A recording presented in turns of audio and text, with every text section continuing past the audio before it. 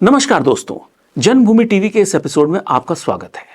आज हम बात करने जा रहे हैं कि जो जैसे एग्जिट पोल्स बता रहे हैं और जो पूरे दिल्ली की राजनीतिक हवा है उसके हिसाब से आम आदमी पार्टी की एक जबरदस्त हार होने वाली है दिल्ली में। वो शायद कुछ 25 के आसपास, अगर हम सारे एग्जिट पोल्स को देखें तो 25 सीट के आसपास +- 5 ऊपर नीचे वो सिमट के रह जाएगी। ऐसी स्थिति में आम आदमी पार्टी का भविष्य क्या होगा, ये आज हम समझने की कोशिश करते हैं आज अपने इस एपिसोड में। देखिए, आम आदमी पार्टी बाकी जो क्षेत्रीय दल हैं उनसे थोड़ा सा अलग है। अगर हम आम आदमी पार्टी के जो स्टार्ट था, कैसे बनी, कैसे आगे बढ़ी, कैसे सत्ता मिली और बाकी राजनीतिक दल कैसे आए, कैसे बने और कैसे उन्हें सत्ता मिली, उसमें थोड़ा फर्क है। बाकी हिंदुस्तान के जितने भी इंपॉर्टेंट राजनीतिक दल हैं, क्षेत्रीय राजनीतिक दल हैं, उसमें एक समाजवादी पार्टी हो गया, राष्ट्रीय जनता दल हो गया आरजेडी, और जो सरकार के अगेंस्ट है, मैं उनकी बातें कर रहा हूं, ममता बनर्जी का टीएमसी हो गया। ये ऐसे कुछ दल हैं जो मेनली सरकार के अगेंस्ट, और एक मैं भूलूं ना उससे पहले, उड़ीसा की नवीन पटनायक जी की बीजेडी। ये कुछ ऐसे मेन दल हैं जो सरकार के अगेंस्ट जाके राजनीति चला रहे हैं और काफी हद तक सक्सेसफुल भी हैं। कभी कभी सरकार में आ जाते हैं, कभी चले जाते हैं, लेकिन इधर कुछ दिनों से उन लोगों के दिन अच्छे नहीं चल रहे हैं। अगर आप मेनली नॉर्थ के 3 दलों की बात करें, मुलायम सिंह जी की पार्टी समाजवादी पार्टी, लालू प्रसाद यादव जी की आरजेडी और ममता बनर्जी की तृणमूल कांग्रेस, इन तीनों दलों में एक चीज कॉमन है कि इन्होंने मुस्लिम वोट के साथ एक जाति को जोड़ा, एक वो कॉम्बिनेशन बनाया और उसके घोड़े पे सवार होकर उन्होंने राजनीति करके सत्ता का स्वाद चखा। जैसे उत्तर प्रदेश में समाजवादी पार्टी ने यादव वोट और साथ में मुसलमान, तो MY कॉम्बिनेशन बनाया जिससे उसको सत्ता मिली। बिहार में वही काम लालू जी ने किया, उन्होंने भी MY कॉम्बिनेशन बनाया और सरकार का स्वाद चखा। अगर हम ममता बनर्जी जी की बात करें तो उन्होंने भी, क्योंकि वेस्ट बंगाल में मुस्लिम वोट बैंक काफी ज्यादा है, काफी बड़ा शहर है, तो उन्होंने प्राइमरली मुस्लिम वोट बैंक को टारगेट किया और दूसरा उन्होंने साथ में लिया बंगाली अस्मिता को, क्योंकि हमारा बंगाली प्राइड जो है उसको लेके उन्होंने ये 2 कॉम्बिनेशन बना के उन्होंने राजनीति करी। लेकिन उनका जो मेन रहा वो रहा मुसलमान वोट। वहीं अगर हम दिल्ली की बात करें तो दिल्ली में जब अरविंद केजरीवाल जी ने राजनीति करनी शुरुआत करी तो उन्होंने एक इस कास्ट और कम्युनिटी और रिलीजन से ऊपर उठ के इन्होंने राजनीति की बुराइयां वर्सेस राजनीति में अच्छाइयों को ले आने का, अच्छाइयों को इंट्रोड्यूस करने का, राजनीति में शुचिता का कॉन्सेप्ट लाके एक ये आइडियल कॉन्सेप्ट था। अगर ये चल जाता तो देश को शायद एक नई दिशा मिलती, लेकिन दुर्भाग्य से वो चला नहीं। उन्होंने इस तरह का एक आम आदमी पार्टी को एक आदर्श के तौर पे उसका मॉडल तैयार किया कि वो राजनीति में एक आदर्श होगा और सभी लोग उसको कॉपी करेंगे। अगर देखा जाए तो आम आदमी पार्टी में कोई कास्ट इस तरह से इन्वॉल्व उन्होंने शुरुआती दिनों में नहीं की, लेकिन चूंकि उन्हें लगा कि हिंदुस्तान की राजनीति की एक प्रॉब्लम है कि बिना किसी कम्युनिटी या कास्ट को ऐड किए हुए थोड़ा सा मुश्किल होती है, तो उन्होंने कुछ बड़े मुस्लिम लीडर्स को अपने साथ जोड़ा और उन्होंने पत्ते तो कई बार उन्होंने कि मैं बनिया हूँ, मैं बनियों को जो है अपने साथ मिलाना चाहता हूँ। फिर उन्होंने पंजाबियों को भी जोड़ने की कोशिश की, क्योंकि पंजाब में उनकी सरकार भी है, वहाँ पे वो सक्सेसफुल हो भी चुके हैं, तो उन्होंने वो भी करने की कोशिश करी। लेकिन एज सच कोई, ये जो कम्युनिटीज हैं, जो मुस्लिम वोट बैंक है, ये ट्रेडिशनली कांग्रेस का था जो इनके पास आ गया था। तो ऐसी स्थिति में ये किसी पर्टिकुलर ऐसे बड़े वोट बैंक को लेकर राजनीति नहीं कर रहे हैं। इनके पास बेसिकली वो है जो पहले कांग्रेस के पास था, वो अब इनके पास है। पहले मुस्लिम वोटर्स कांग्रेस के पास होता था, जो तब उस समय फ्रीबीज की राजनीति थी नहीं उत्तर दिल्ली में, तो ऐसा कुछ नहीं था। एक मुस्लिम वोट बैंक और जातियों में विभाजित हिंदू जो कांग्रेस के साथ था वो इनके साथ आ गया, और इनके साथ जो फ्रीबी की पॉलिटिक्स आई तो वो जो रेवड़ियों के लिए वोट देने वाला क्लास है वो इनके साथ जुड़ गया। तो अब दुर्भाग्य आप इस देश का देखिए या इस प्रदेश का देखिए कि वो क्लास इतना बड़ा हो गया कि इन्होंने 2015 में 67 सीटें जीती, यानी 70 में से 67 सीटें जीती, तो लगभग सारी सीटें इन्होंने जीत ली, इन्होंने कुछ छोड़ा ही नहीं था। तो जो ये राजनीति का इनका प्रयोग था बड़ा सफल हुआ। उसके बाद 2020 में भी उनका ये प्रयोग सफल रहा। अब दुर्भाग्य की बात देखिए कि जो पार्टी राजनीति में शुचिता, ईमानदारी और सारी अच्छाइयां जो राजनीति, जो लोकतंत्र में जो कल्पनाएं की गई उनको दिखा के जो पार्टी बनी, वो आज भ्रष्टाचार के दिल्ली प्रदेश के सबसे बड़े आरोपों के घेरे में है। उसके सारे बड़े नेता जेल की सैर कर आए हैं। ऐसी स्थिति में आज की तारीख में अगर आम आदमी पार्टी हारती है तो इस पार्टी का राजनीतिक भविष्य क्या होगा? हमने बहुत सारी पार्टियां ऐसी देखी हैं, रीजनल पार्टियां, जो जब तक सत्ता में होती हैं तब तक उनका बहुत अच्छे दिन होते हैं, उनके नेता लोग खूब जो है बढ़िया जीवन जी रहे होते हैं, खूब जलवे होते हैं, जो राजनीति में सत्ता के जो हनक होती है वो दिखाई देती है। लेकिन जैसे ही वो सत्ता के बाहर जाते हैं उनके लिए अपनी पार्टी को ही इंटैक्ट रख पाना बहुत मुश्किल हो जाता है। अगर हम आम आदमी पार्टी का उदाहरण लें, आम आदमी पार्टी एक ऐसी पार्टी, कोई कैडर बेस्ड पार्टी नहीं है। आम आदमी पार्टी एक मशरूम की तरह उग गई, बिना सोचे समझे कैसे क्या हुआ। वो एक मशरूम पार्टी थी कि जो एक आंदोलन से निकली, कुछ लोगों के अपने राजनीतिक महत्वाकांक्षाएं थी, उन्होंने एक दल बनाया और उस दल के नेता अरविंद केजरीवाल जी बन गए और इन्होंने सत्ता का सुख देखा। अगर ये इस बार हारते हैं, जिसकी संभावना बहुत ज्यादा है, तो इसमें सबसे बड़ी समस्या यह होने वाली है कि जो इनका कार्यकर्ता है, जो कभी भी इनका नहीं था, वो या तो कांग्रेस पार्टी का था या थोड़ा बहुत भाजपा का था, वो इनके साथ रुकेगा। जो इनके एमएलएज हैं, जो इस बार हारने की संभावनाएं दिखाई दे रही हैं, क्या वो इनके साथ रुकेंगे या नहीं? नहीं, वो नहीं रुकेंगे, क्योंकि इस पार्टी के साथ सबसे बड़ी चीज क्या है, इस पार्टी की कोई आइडियोलॉजी नहीं है।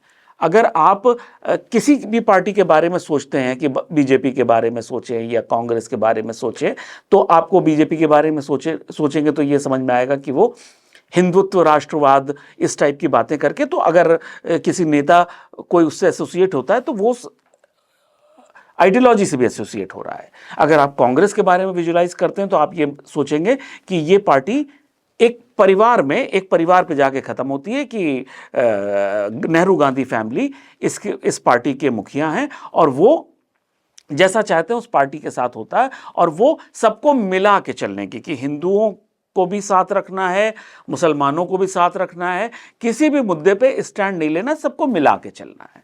लेकिन वहीं आप आम आदमी के पार्टी के बारे में सोचते हैं तो आपको कोई एक छवि नहीं बनती है कि ये ऐसी पार्टी है, ये करने आई थी, मेरी ये सोच है इसलिए मैं इसके साथ जुड़ूं। आम आदमी पार्टी के साथ सिर्फ वो जुड़ता है जिसको ये लग रहा है कि मुझे टिकट मिल जाएगा और ऐसी गणित है मैं जीत जाऊंगा। ऐसी स्थिति में जब पार्टी सत्ता में नहीं होगी तो अपने नेताओं को बहुत मुश्किल होती है पार्टी के साथ या राजनीति में अपने साथ बनाए रखना। तो हमें जो सबसे पहली चीज विद इन अ ईयर देखने को मिलेगी कि इनके सारे बड़े नेता पार्टी छोड़ के दूसरे दलों में शामिल होंगे, वो भले ही कांग्रेस में शामिल हो या भाजपा में शामिल हो। देखिए, जब सत्ता नहीं है तो आप कहीं भी जाएं फर्क कुछ नहीं पड़ता है। जब आप एमएलए नहीं हैं तो आप में भी एमएलए नहीं है, आप कांग्रेस में भी एमएलए नहीं है, आप बीजेपी में भी एमएलए नहीं है, लेकिन आपके लिए एक चांस बनता है कि आप सत्ताधारी पार्टी के साथ हैं तो आपकी थोड़ी सी आपका सत्ता में स्टेक हो जाता है। अब समस्या यही है कि अगर दिल्ली में आम आदमी पार्टी नहीं होती है तो जो आम आदमी का जो विधायक है जो अगर हार गया, या आम आदमी पार्टी का जो कैडर है, कैडर तो नहीं है, जो भी उसके कार्यकर्ता हैं, जो भी लोग अभी हैं, वो जो सरकार के साथ थे, जब सरकार नहीं है तो वो कितने दिन रुकेंगे? ऐसी स्थिति में जो एक आकलन है राजनीतिक विशेषज्ञों का कि ये विद इन ईयर इस पार्टी में एक बड़ा वर्ग निकल के दूसरे दलों में चला जाएगा। रीजनल पार्टी को चलाने के लिए जो सबसे बड़ी जो आवश्यकता होती है वो होती है फंड्स की, धन की। एक अनुमान के अनुसार अगर हम देखें तो जो भी पार्टी, अगर हम एक उत्तर प्रदेश में एक बहुजन समाज पार्टी का उदाहरण लें, जब बहुजन समाज पार्टी जब तक सत्ता में थी तब तक बहुत बढ़िया था। उनके पास हालांकि एक कास्ट बेस भी था कि एक बहुत बड़े वर्ग को लेकर चलती थी, लेकिन उस वर्ग में भी सेंध लग गई और उस कास्ट के लोग दूसरी पार्टियों में जाने लगे, तब उनकी समस्या बढ़ी। एक बार वो सत्ता में नहीं आए, चलो फंड्स थे, पैसे थे, चलता गया। दूसरी बार नहीं आए, उसके बाद प्रॉब्लम शुरू हुई, और जब तीसरी बार भी उनका जो है परेशानी हुई तो उसके बाद पार्टी एकदम हाशिए पे चली गई। आज उत्तर प्रदेश में बहुजन समाज पार्टी का नाम लेने वाला कोई नहीं तो मैं नहीं कहूंगा, लेकिन बहुत कम लोग हैं। समाजवादी पार्टी के साथ भी यही समस्या है कि उनके अभी तो वो दमदारी से अड़े हुए हैं क्योंकि उनके पास अभी मुस्लिम वोट बैंक इंटैक्ट है, यादव वोट बैंक इंटैक्ट है, और हालांकि अभी दूसरा टर्म चल रहा है, लेकिन धन की समस्या अगर वो तीसरी बार भी नहीं आए तब उनके ये दोनों वोटर भी छिटक सकता है और उनका कैडर भी टूट सकता है। हालांकि उसके साथ ये थोड़ा सा प्लस पॉइंट ये है कि वो परिवार बेस्ड पार्टी है, तो जो लोग उस पार्टी के मुखिया के परिवार से जुड़े हुए लोग रहे हैं वो शायद कुछ दिनों तक जुड़े रहेंगे, लेकिन बहुत लंबे समय तक जब सत्ता में नहीं रहेंगे तो आगे क्या होगा वो थोड़ा सा मुश्किल हो जाता है। आरजेडी में बिहार में यही समस्या आ रही है कि वो लोग सत्ता से दूर काफी दिनों से हैं। बीच में थोड़े दिन के लिए आए, लेकिन इतना भी नहीं था कि उसमें धन शक्ति वो इतनी ज्यादा बटोर सकें। अब समस्या क्या है, आरजेडी को अगर देखा जाए तो मुस्लिम वोट बैंक और यादव MY कॉम्बिनेशन उसको कुछ दिनों तक जिंदा रखे हुए और परिवार से कनेक्टेड लोग, क्योंकि लालू जी ग्राउंड से जुड़े हुए नेता रहे हैं मुलायम सिंह यादव जी की तरह, जो परिवार से उनके जुड़े हुए लोग हैं वो थोड़े दिन तक कंटिन्यू रहेंगे। लेकिन इसके विपरीत जो दिल्ली में हालत है उसमें अरविंद केजरीवाल जी का उस तरह का कनेक्ट ना वोटर के साथ है ना कार्यकर्ताओं के साथ है। उनकी जो काम करने का तरीका है वो थोड़ा सा डिक्टेटरशिप टाइप की उनकी चलती है। तो जब तक वो सत्ता में है तब तक तो ठीक है, लेकिन जिस दिन सत्ता में नहीं रहेंगे उस दिन उनके लिए मुश्किल हो जाएगी कि उनके साथ के लोग ही उनको कितने दिन तक नेता मानेंगे। ये थोड़ा सा मुश्किल काम है। उसके अलावा जो एक सबसे बड़ी समस्या है जिसको इग्नोर नहीं किया जा सकता वो है आम आदमी पार्टी के साथ भ्रष्टाचार के आरोप। जब आप सत्ता में हो और आपके ऊपर कोई भ्रष्टाचार का आरोप लगता है तब ये आप कह सकते हो कि हम टारगेट किए जा रहे हैं, हमको राजनीति से प्रेरित होकर केंद्र सरकार हमको टारगेट कर रही है, हमको LG टारगेट कर रहे हैं और हम इस वजह से जेल भेजे गए। लेकिन जब आप सत्ता में नहीं हो तो कुछ हद तक ये चीज आपकी बेमानी हो जाती है ना। जब आप सत्ता में ही नहीं हो तो आपको टारगेट करके बहुत फायदा क्या है? आपके पास 20 सीटें हैं या 25 सीटें हैं या 15 सीटें हैं, तो आपको क्यों टारगेट किया जाएगा? और बीजेपी का जो रिकॉर्ड रहा है, अब जो वो आ जाती है तो वो आसानी से जाती नहीं है, चाहे वो मध्य प्रदेश हो, चाहे वो उत्तर प्रदेश हो, चाहे वो हरियाणा हो। आप एक चीज़, अब एक पैटर्न को देख लीजिए कि जैसे एंटी इनकम्बेंसी, हम लोग एक शब्द बहुत आराम से बोला करते थे कि एक टर्म हो गया एंटी इनकम्बेंसी है। अब तो 2 टर्म और 3 टर्म के बाद भी बीजेपी की सरकारों में एंटी इनकम्बेंसी नहीं है। तो ये चीज़ आप मान लीजिए कि दिल्ली में ऐसा नहीं है कि एंटी इनकम्बेंसी पे बैंक करके आम आदमी पार्टी दोबारा से आ जाएगी, वो अब इतना आसान नहीं है। इनकम्बेंसी क्यों नहीं है उस पर हम अलग टॉपिक को डिस्कस करेंगे, लेकिन फिलहाल जनता उस पर वोट नहीं देती है। नंबर 2, एक जो बहुत बड़ी चीज है कि अरविंद केजरीवाल जी हर जगह ये कहते आ रहे हैं कि सरकार या कानून में हमें दोषी माना जा रहा है या हमारे ऊपर ये आरोप लगाया जा रहा है, लेकिन हम जनता की अदालत में ये दिखाएंगे कि हम बेदाग हैं। अगर जनता की ही अदालत में वो दोषी करार दे दिए गए तो क्या होगा? क्योंकि ये ट्रम्प कार्ड वो हर जगह दिखाते हैं, जी मैं तो जनता की अदालत से बरी होके आ गया। अगर जनता ने ही उनको वोट नहीं दिया तो उनका राजनीतिक स्टैंड क्या होगा?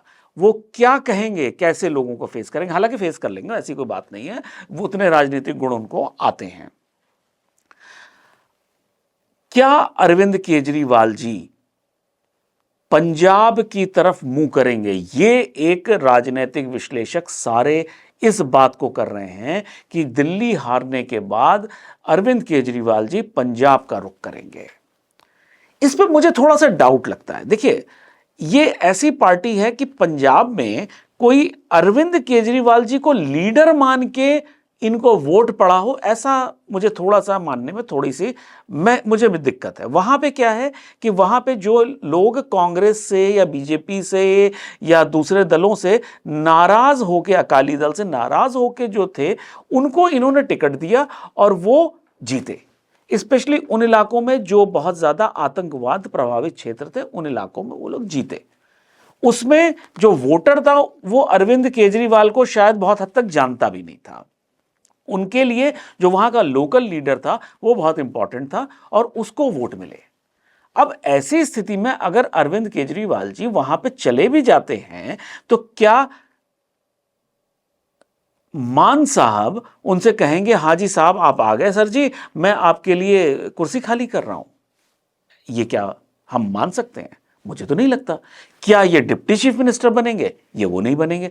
तो इनके लिए पंजाब की राजनीति में रोल क्या है, वो बहुत मुश्किल चीज है समझ पाना, क्योंकि ये अब अपने आप को राष्ट्रीय राजनीति का खिलाड़ी मानते हैं, ना कि स्टेट की पॉलिटिक्स का। दिल्ली में ये मुख्यमंत्री रहे क्योंकि दिल्ली में इन्होंने केंद्र से रोज पंगा लेके अपने आप को राष्ट्रीय राजनीति का खिलाड़ी बना लिया और अपने आप को पीएम मोदी के पैरेलल दिखाने की कोशिश करी, जो पंजाब की राजनीति में जाके इनको बहुत दिक्कत होगी। तो अगर आप यहां पे विश्लेषण करें तो पंजाब की राजनीति हो सकता है इनके इस पार्टी के पास रहे, हो सकता है कि पंजाब की आप से अलग हो जाए। ये कोई बहुत बड़ी चीज राजनीति में बहुत बड़ी चीज नहीं है कि अगर ये वहां से बहुत ज्यादा इंटरफेयर करने की कोशिश करते हैं तो वहां के लीडर्स अलग हो जाए इनसे, वहां की पार्टी आम आदमी पार्टी पंजाब इनसे टूट जाए। ऐसी स्थिति में आम आदमी पार्टी का भविष्य विजुलाइज कर पाना बहुत मुश्किल है और मुझे यह लगता है कि 1 साल के भीतर भीतर आम आदमी पार्टी का वजूद दिल्ली में खत्म होता दिखाई देने लगेगा। तो आज के लिए सिर्फ इतना ही। अगले एपिसोड में बहुत जल्दी फिर मुलाकात होगी। तब तक के लिए नमस्कार।